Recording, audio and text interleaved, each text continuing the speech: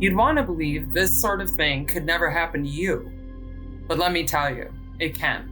If it could happen to me, it could happen to anyone. I was living a totally normal life. And just like that, I descended into a hell on earth. This is Nancy Major. One day, in 2001, she was working as an executive and married. Not too long after that day, Nancy had lost her job, lost her marriage, and was working as a prostitute. To understand Nancy's journey, you need to know where she started. All that I really remember is he was in and out of my life up until I was 5 years old. He was very abusive to my mother. He was not great with me. He was not great with a lot of people. He was an alcoholic. He was kind of a gangbanger guy. He was very young when I was born.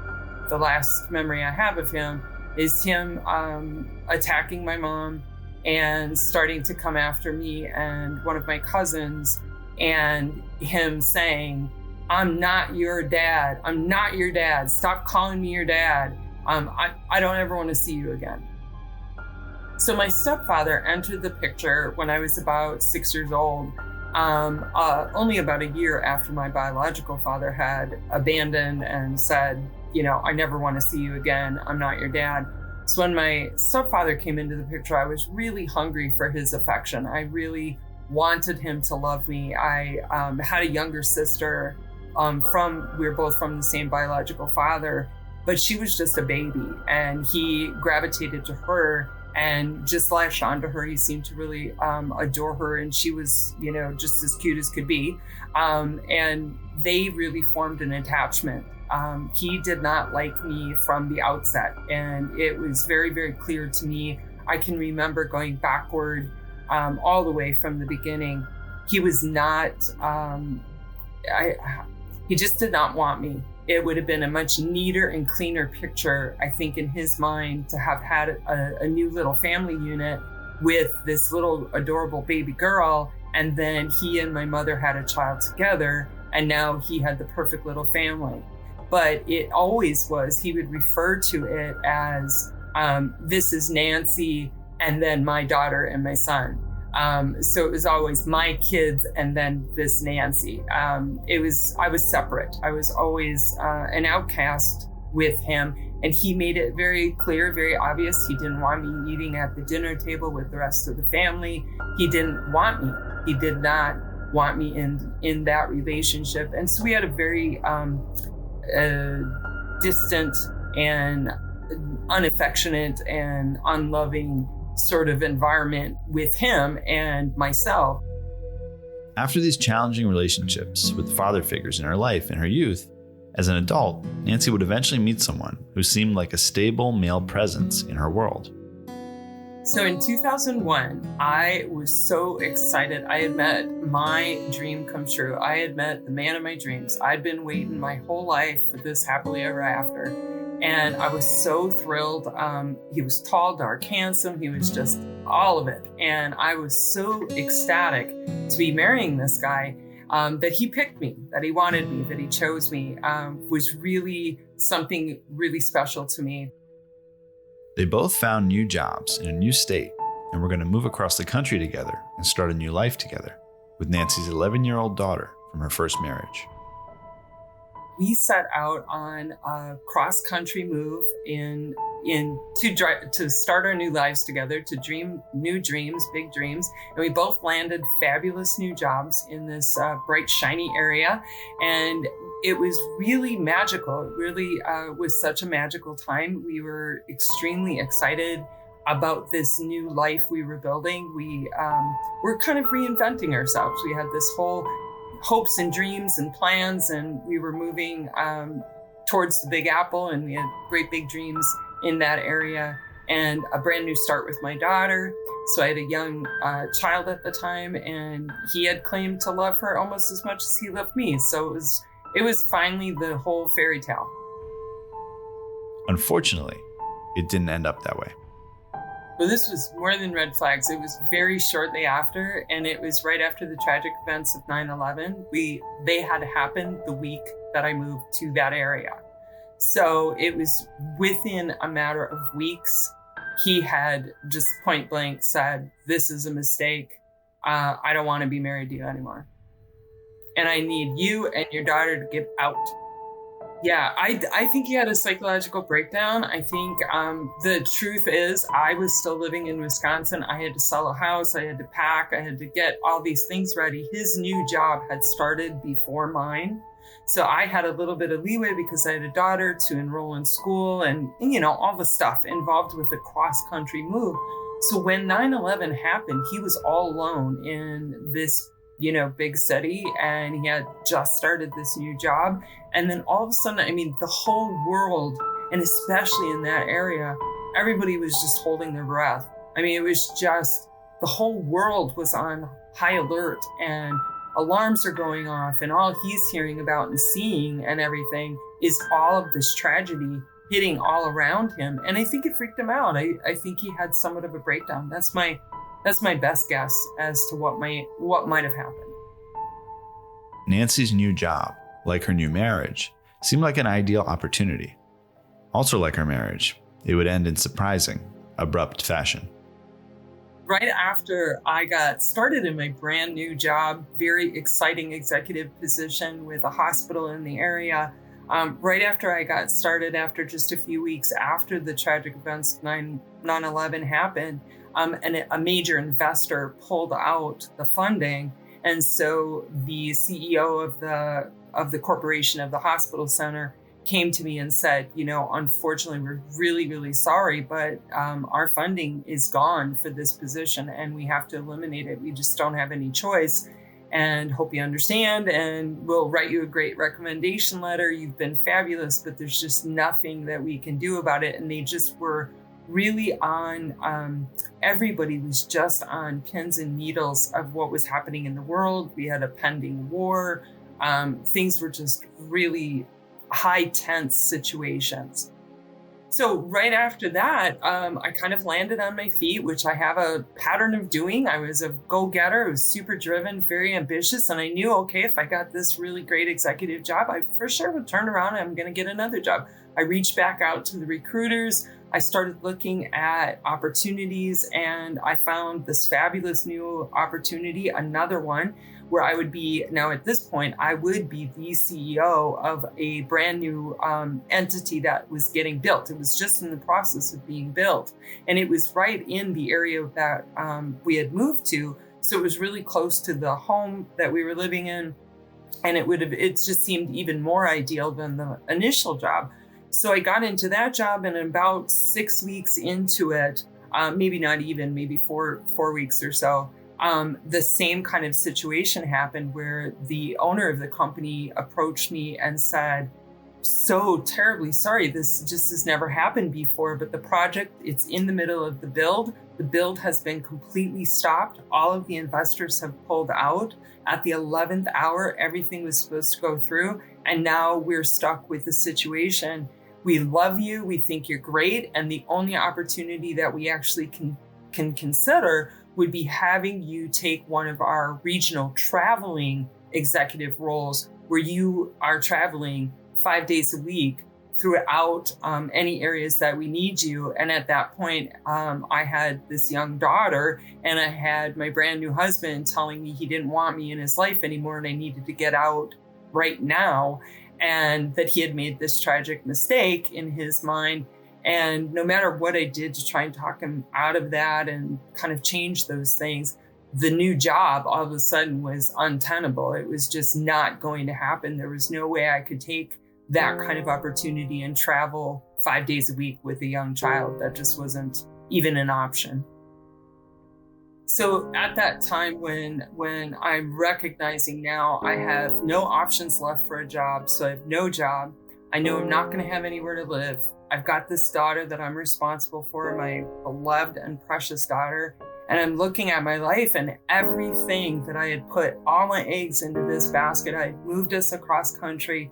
I lost 2 jobs, not just one, but 2 jobs through no fault of my own. I had no safety net. I'd spent my retirement savings. I'd used all my credit cards. I used every dime I had. And so all of a sudden I'm faced with, my back is 100% up against the wall. And in that part of the country, the requirements. I mean, there was just no negotiation whatsoever. They wanted a month and a half security deposit plus 1 month's rent up front. That's a ton of money in an area on the East Coast, completely far away from the little tiny towns of Wisconsin that I was familiar with. And I had no options. There was nowhere to turn. There wasn't any place to look. I had gone to every banking institution but I had no job. So I had no job security. I couldn't offer them any kind of, here's my job stubs, here's what I'm doing, here's the income I have. I have nothing. I have absolutely nothing to turn to.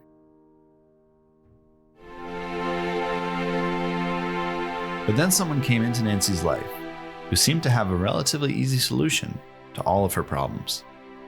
And I'd finally gotten an opportunity to just do a sales rep job at an exposition center where I was repping for an IT kind of company that was doing smart home security stuff. And I was supposed to be there for a whole day plus an after the expo event, which was like a social hour.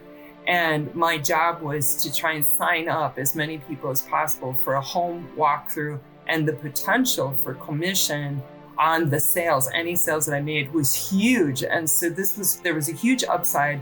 I was super excited because I knew I was good at this. I knew I could land a sale. And if I did, this would also be a potential job and I could get hired on, which would be the long-term goal because I was so desperate.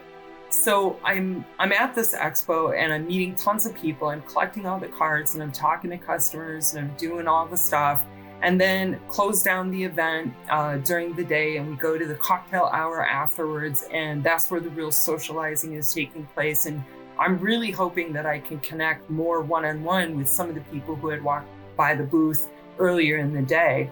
And sure enough, a really decent looking guy came over. He's all dressed up in a fancy suit, and he just looks really like a dignified, sophisticated businessman. And he comes over and he introduces himself as Joel, and he tells me that he saw the system, and he's like, I'm really interested in this. Man, my wife and I really could use a security system like this, and tell me a little bit more about it. So I go into all the benefits and all the features and all the sales pitchy thing, and he's all in, and he says his wife will be down in just a little while. She's up in the hotel getting ready, and they're gonna go have dinner together. And he's like, I really want you to meet her. Oh my gosh, you are just gonna love her. But we really need to talk about this security system. She is gonna be all in because this is a really important thing. I'm so excited because this is like, oh my gosh, I'm chomping at the bit. I am desperate at this point. I mean, desperate. I had just been to a food pantry before I'd even gotten to this expo. So I was really desperate for money. And this idea, I had this like fish on the line, you know? I had this potential customer, and I was really excited. So a little while later, his wife does come down and I meet her. And the two of them are, yes, indeed, very excited in this security system. And so we set up a home visit, and Joel just starts talking to me about the reason that they need this system. And it was really weird. I walked over to Joel, who was putting steaks on the grill outside. Joel and Kelly seemed like a totally normal couple, but they would say some things, casually, that weren't exactly normal, I guess. We don't really trust the banking system, so we keep a lot of cash at the house. I didn't know what to make of that. Oh. Kelly gets paid in cash, mostly. She's kind of like a model. In the moment, that made sense, given Kelly's looks. Understood. Well, you won't have to worry about security anymore after we get you set up. What kind of modeling does Kelly do? Well, it's not exactly modeling per se. She's paid to spend time with people. I see. We're very secure in our relationship. We just never saw what the big deal was about seeing other people. Are you single? I was deeply embarrassed about the fact that I already had 3 failed marriages. So I just said, I'm single, and I want to stay that way. Oh, I wasn't... Sorry, of course not. That wasn't directed at you. You were married before? I don't really like to talk about it. I understand. You have family nearby? It's complicated. Yeah, we're not close to either of our families. It's always just been the two of us. I know how that feels. How long have you been doing sales for your company? It's recent. I used to work in executive leadership. I'm going to get back there at some point. Job market's a lot tougher than I thought. What I was way too humiliated to say was that I had just been to a food pantry to get food and toiletries. And I had negative 3261 in my checking account. We've been there. Are you making good money doing this sales job? I'll need to. I have a daughter. Well, I'm sure you'll do great. You're obviously gorgeous. You present yourself well and you know your stuff. I could feel my cheeks burning with embarrassment. At that time, I didn't feel deserving of any kind of compliment. This is just so you know the option is there. People would pay a lot of money to spend time with you. Like, in what way? Dates. Just wealthy men, probably men who work in executive leadership like you did. They don't have time to really look for a romantic partner. They'd probably have a lot in common with you. They might even pay more for you for that reason. And you'd pick who you see. I'm not sure. Well, how much money do you think you need to get solid? Whatever stresses you have financially, what would it take to clear those? Well, I owe some back payments on my car. I'm behind a couple of months on rent. I borrowed some money. I'd say about 5,000. That would take a lot of the heat off. You'll make that in a week or two. Easy. Look, I'm overdrawn in my checking account. There's no way that I can pay you anything if that's where this is going. Oh, no, not at all. We'll help you get set up, and then you take it from there. I just see you have a problem, and I know of a solution. You seem like a good person who just had some tough breaks. I'm just letting you know the option is there. Dates. Dates. Go to dinner, go to a show. If you're some CEO and you're traveling and you're in a new city for just a couple of days and you want some company, that's what this is. They pay a premium for the convenience of having that companionship. What kind of premium? 500 to 1,000 per date. Just like that? Exactly like that. You're talking about being a hooker? Oh, of course not. It's a date. Like any other date, you're in charge. If you're into each other and you end up having sex, no biggie, but it's not expected and it's not the main purpose of the date at all. I didn't know what to believe. I wasn't sure this was all above board. But there was one thing I was sure of. I couldn't carry around that pit of dread in my stomach much longer. I had, literally, less than $0 and barely enough gas to even make it home from this dinner.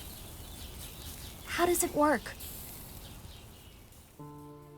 So he explained that he would have to take pictures and that there was a website that we would be using, and he would do all of this. He was just totally willing to help me with everything. And I got the feeling like it just seemed really kind. I was really grateful, and I couldn't believe that him and his wife were being so kind to me and that they seemed to get that I was in such a desperate situation.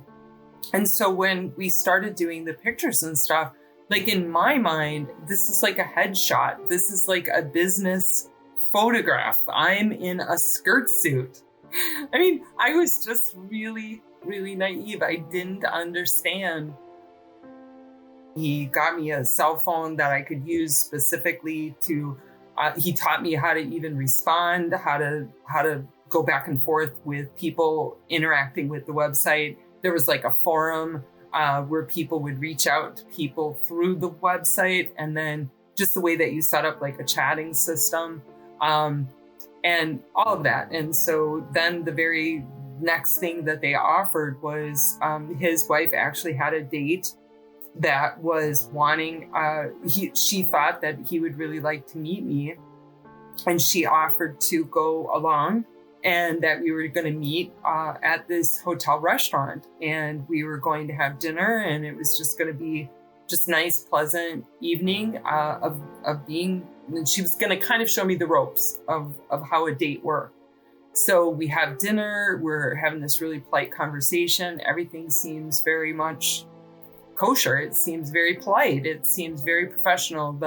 guy is this older man. He's in banking, and I was really into banking and understood a lot about business principles. I understood that from my way of looking at it, after the events of 9/11, the whole world was really on its head at that moment. And there was a lot of implications in the banking industry financially from that perspective. So we had this really intense kind of conversation, and I thought that all seemed very legit. And then he said, "Hey, do you guys want to listen to the band that'll be playing in a little bit?" And that sounded fine. And she said yes, and I said yes. And then he said that he left his jacket up in the room, and would we come up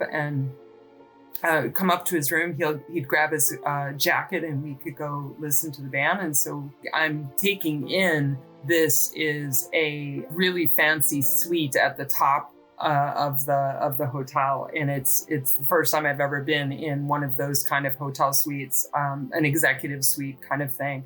And so I'm looking around the hotel, and he keeps asking if we want a drink, and he's pouring drinks for him and this other lady. And, just casual conversation. The band doesn't start for a little while. And I'm turning around. As I'm turning around in the room, all of a sudden, I open up I turn around and I'm opening up my eyes to him taking off her clothes and her taking off his. And I realize in an instant, just like that, everything is now crystal clear, and I know why I'm there and what this is about. And I'm just horrified, and I'm paralyzed, and I don't know what to do. In that moment, I felt that I owed this woman everything. I had agreed to this. And I don't want to make her look bad. I feel like I want to run, and yet I'm stuck in this place. And all I can think is, I don't know what to do. And the guy says, "Come on over, join us." And I did. And that is when everything in my mind changed completely. And I didn't see myself the way that I used to. And I knew that I was somebody different. At the end of that experience, the guy says that he wants to continue seeing me. And he had given me a bonus, I guess you'd say. And she had paid me $500. So between both of them, for one evening, I now realized what it would take me in at least a week to make $500 I made on one date. And the fact that he wanted to see me again, and as disgusting and awful as I felt about it, the alternative of going back to the food pantry, going back to begging, and looking at the options, which there were none, I had nothing. I had nothing to offer, and I had a daughter that I had to support. I had bills that had to be paid. We had to live somewhere. We had to make our way, and there wasn't anywhere else to turn. So for me, in that moment, a decision was made that I was going to just go forward. Nancy soon was making serious money. In 3 weeks, she paid back a loan from her mother with interest and prepaid her rent for 6 months. She didn't owe anyone anything. After the 6 months, Nancy bought a house and paid for a year's rent up front. She was financially stable, finally. I was making more money in any given week than I'd ever seen in my entire life. I was bringing in anywhere between $30,000 to $45,000 a month. And so for anybody, realistically, this was 2003, 4, 5, 6. So it was a very lucrative and seductive business. But at what cost? You're always on alert that there are going to be raids, that you're being set up, that someone could hurt you. In my case, the majority of the time, not a single person on the planet knew where I was at any given point in time with any particular person. I could be walking into a room that I could be not knowing at all what's on the other side of that, who was on the other side of that. And there were many, many, many dangerous situations that I was faced with again and again and again. And one time in particular, there was this guy that just came into the room and just set the whole thing on its head. Everything that I ever was afraid of came full circle, came right there. During one of my trips, I went to 3 different hotels in and around the airport. And on the last day, I was exhausted after seeing date after date. I only had one date left.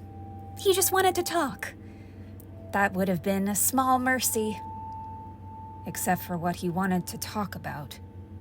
I see women at the store, at the coffee shop, walking their dogs, and I find myself playing out in my head what I would do to them. Like, if a woman is going for a jog around my neighborhood, and I'm driving home from the store, well, maybe it's 9 o'clock at night. Most everyone's home. It's quiet out. I'm in my truck, and I could just pull my truck over to the side and ask that blonde jogging for directions, like I'm from out of town and I'm lost.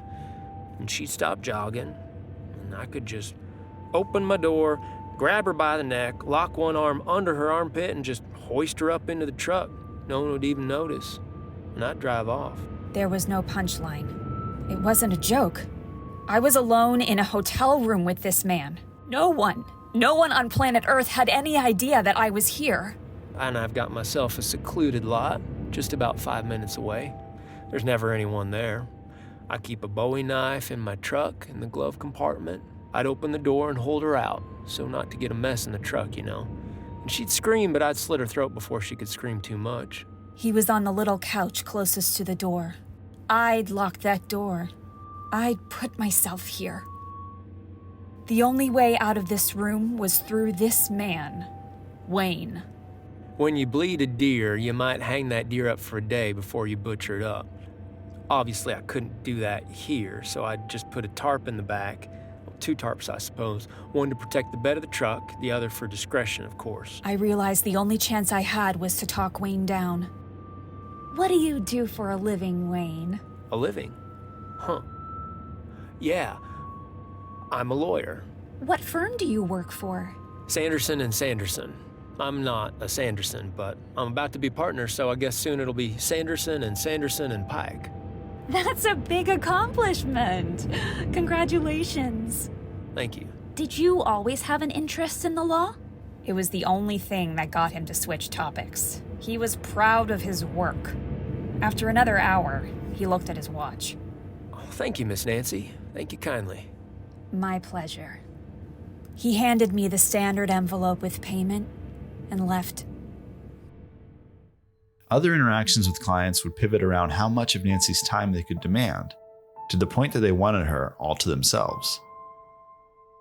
So I had this guy that I'd been seeing for a couple of years.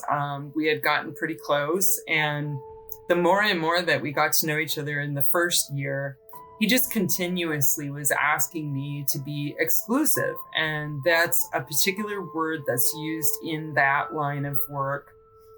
When somebody wants to be exclusive with you, you take yourself off of the market for anybody else for dating. One of the men I had been seeing for quite a while, Paul, seemed genuinely interested in knowing more about my life. He would often ask me what I wanted, where I saw myself going professionally.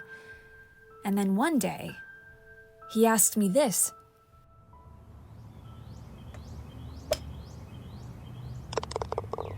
You should just see me.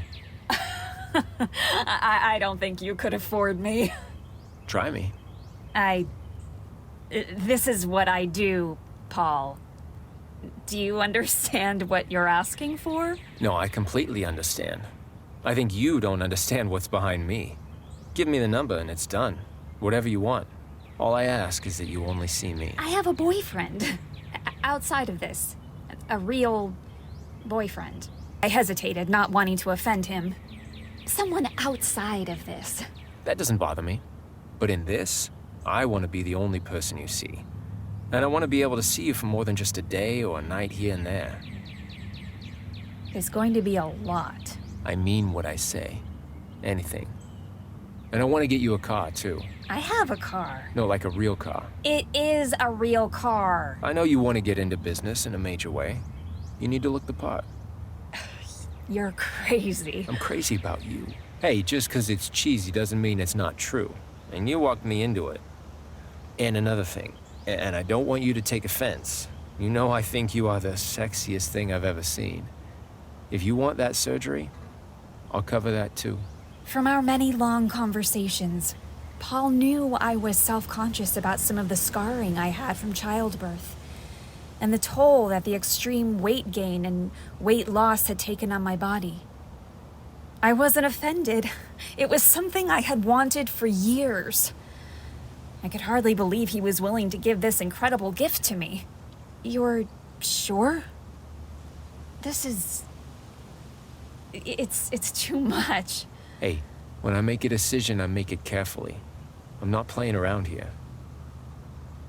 And all you want is just more time with me? Is that so bad? No. No, it's not. Then just say yes, and it's done. Yes. He would lay down $15,000 for this, $20,000 for that, $5,000 here, $2,000 here. I mean, it was just grand amounts of money. And he was just displaying it over and over again. So I really didn't have any reason to not believe him until one day, these 3 FBI agents showed up at my house. They knock on my door. I'm completely flabbergasted. They bring up his name and they ask if I know him. And of course I do. And they say he's been arrested for wire fraud and money laundering. And we've been investigating his spending patterns, and all of these huge boatloads of money that he's been taking out are linked directly to you. And so he's telling us that it's all been a loan and that you actually owe him this money. What is the true nature of your relationship? And so I'm stuck trying to figure out really quick on my feet with these 3 FBI agents in my home. Oh my God, oh my God, oh my God. How am I going to answer this in an honest way? How am I going to tell them, I don't owe this guy anything. You've got to be kidding me. I can't believe he would say that. I was horrified at the thought that he was telling them I owed him money. So they had just wanted to know the nature of the relationship. And I had to admit that we had an intimate relationship. We were dating, which was really far-fetched. This guy was much, much older than I was. It would have been really unseemly for the two of us to be together in a relationship. And it was kind of a wink, wink. Everybody knew what this kind of was. Eventually, Nancy started to build her own legitimate business, a fruit bouquet delivery business. It seemed like a way out. My ticket to freedom out of that life was to open my own business. And an opportunity presented itself out of nowhere. In my hometown, I can now be home every night. I don't have to travel. I've got full carte blanche opportunity here right in front of me, because all of the men that I'd been seeing had all of the money that I had been receiving was going toward launching this new business. And this was a fabulous opportunity. I did all of the really hard, heavy lifting of getting this business opened and off the ground. And part of that was marketing it like a crazy person. And I registered with every chamber of commerce, every business networking group, every professional business association throughout my entire home area, as well as the 60-mile radius surrounding it. So about 13 counties in total. And this is back in the time, you got to remember, social media marketing wasn't a thing at all. It didn't exist. I had a fax machine and I thought I was pretty cool because I had a fax machine. Most of everything I was doing was in person, on the phone, a lot of product sampling, a lot of word of mouth, word of mouth, word of mouth. And one day, out of the middle of nowhere, in the middle of a really hectic morning rush, I got a phone call from the president of my local chamber of commerce. My cell phone rang. It was one of the officers of the large networking groups I was a member of. She asked if I had received a packet in the mail, and I said that I'd been so busy I hadn't even checked the mail. She explained that she had received an unmarked envelope containing some very disturbing information about me that she thought I needed to see. She went on to share that she had received several phone calls already from other business leaders from the group, both from our city and others nearby, asking if she knew anything about this packet. I said I'd be right over and hung up the phone, shaking so severely that I dropped the phone. My head spinning dizzily as I felt the air in the room disappear in one giant whooshing sound. It was as if everything went dead silent and time froze. Somehow, I managed to get into her office building and found the elevator. My body was shaking uncontrollably as the elevator moved from floor to floor. I tried to calm myself enough to be somewhat professional when I arrived at her office. She was waiting for me and hurried me inside, closing the office door behind me. I sat down in one of the chairs at the front of her big desk as she handed me the thick envelope. The outside of the envelope appeared dirty, with smudged fingerprints all over it. She'd already opened it, but as I took out the stapled packet and unfolded it, I realized I had been holding my breath, making my lungs feel as though they were ready to burst, my heart beating wildly out of control as it tried to force my brain into action. My mind was racing with the words, "Run! Run! Just get up and run out of there as fast as you can! Why are you just sitting there, paralyzed?" I couldn't move. I couldn't breathe as I opened up the packet and saw immediately, right there on the front page, the ugly, disgusting, vile words that I knew would be there. The words that caught in my throat, blurred my vision, and made my face burn red hot with shame. They were the final nail in the coffin. Nancy is a prostitute, an escort.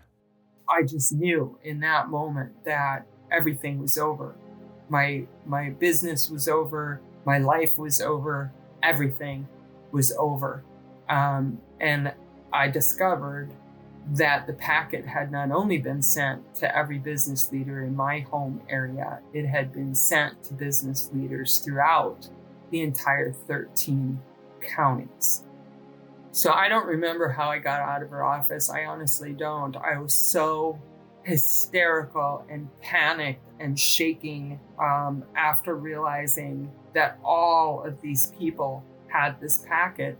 And this packet listed out line after line the name of the website that all of us that were service providers used, as well as people who utilized those services.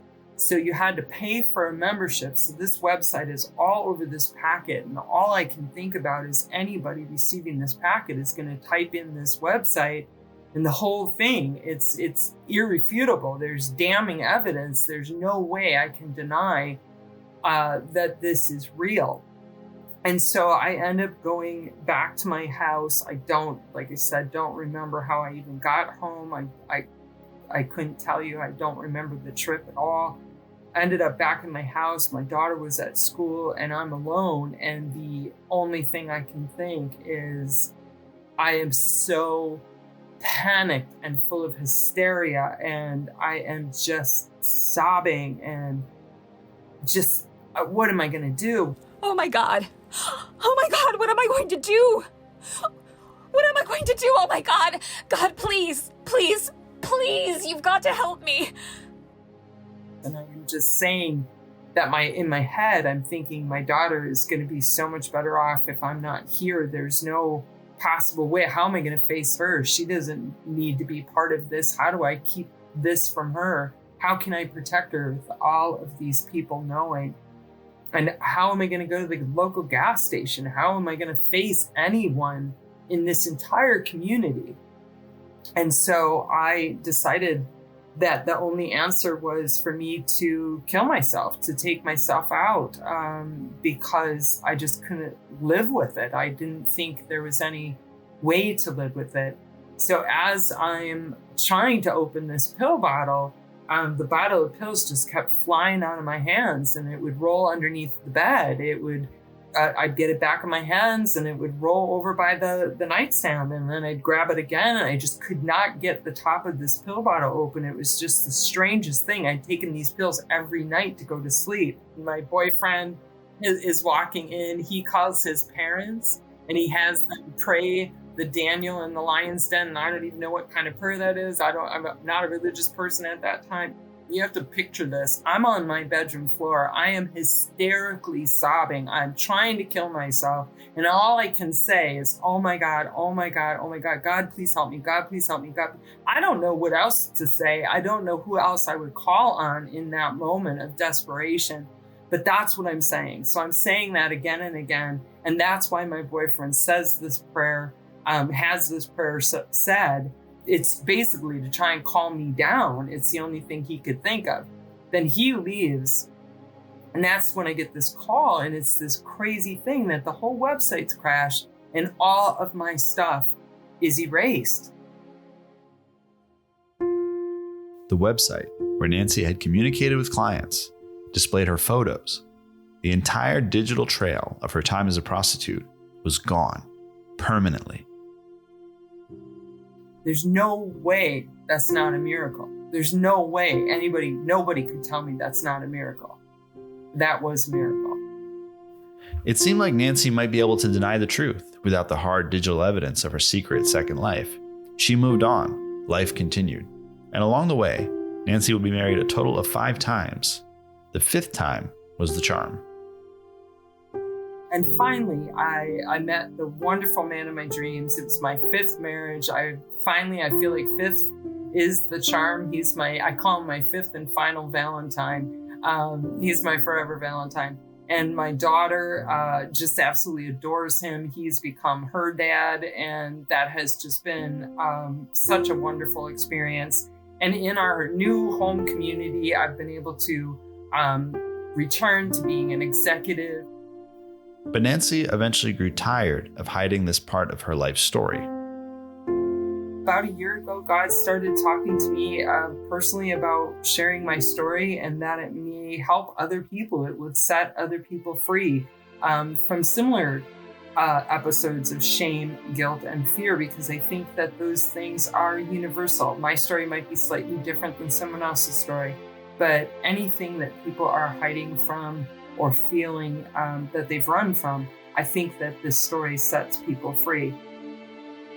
And the number one reason why I'm sharing my story through this podcast is to get hope out. I think I'm a hope dealer today. And I think if anybody could say anything about me, that'd be a great thing to be thought of as a hope dealer. I wanted to share the message that there's always, always hope.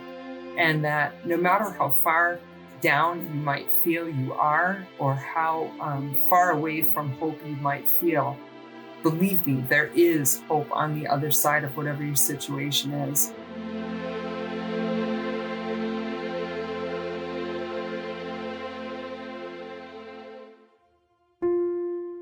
Allegedly is a production of Voyage Media. The series is produced by Nat Mundell, Robert Midas, and Dan Benamor. This episode, A Wretch Like Me, was written, directed, and produced by Dan Benamor, executive produced by Nancy Major, based on Nancy's book, A Wretch Like Me, A Modern-Day Mary Magdalene Saved by Grace. The book is available on Amazon. A link is in the show notes. Original music by Derlis Gonzalez. Edited, sound designed, and mixed by John Higgins. If you're enjoying the show, please leave us a 5-star review on Apple Podcasts or anywhere you're listening, and subscribe now for future episodes.